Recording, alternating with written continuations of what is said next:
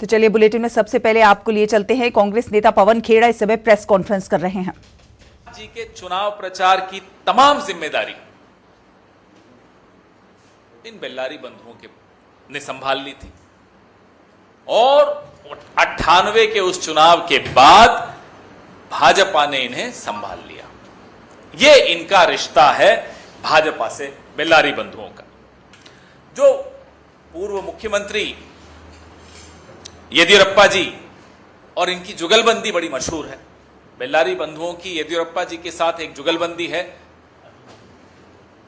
आपने सुनी होगी कई बार। इस जुगलबंदी के चलते आयरन ओर की अवैध खनन और निर्यात की एक ऐसी लूट मची कि पूरे भारत में येड्डी और रेड्डी नाम का एक ये जोड़ी थी जो बड़ी प्रख्यात हुई, बड़ी मशहूर हुई। येड्डी रेड्डी गैंग, ऐसी बातें होती थी। इसमें येदियुरप्पा जी को जेल भी जाना पड़ा।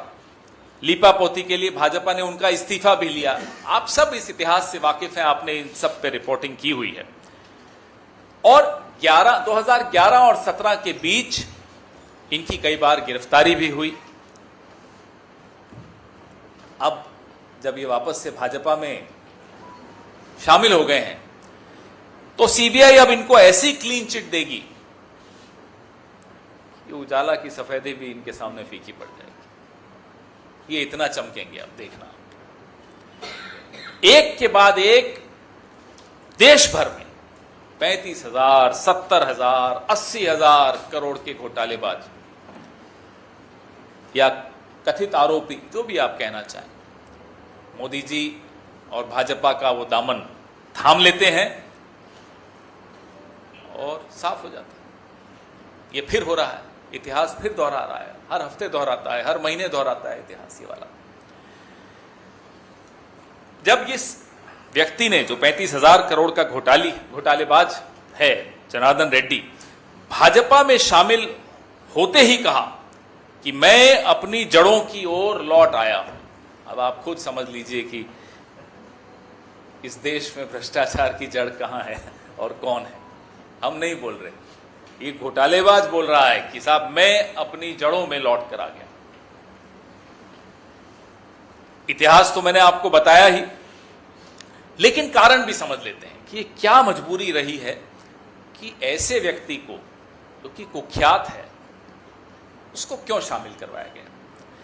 आपने देखा कि माननीय सर्वोच्च न्यायालय ने इलेक्टोरल बॉन्ड के चंदे पर बैन लगाया, उसको गैर संवैधानिक करार किया, उसको गैर कानूनी करार कर दिया। तो अब यह है भाजपा का प्लान बी।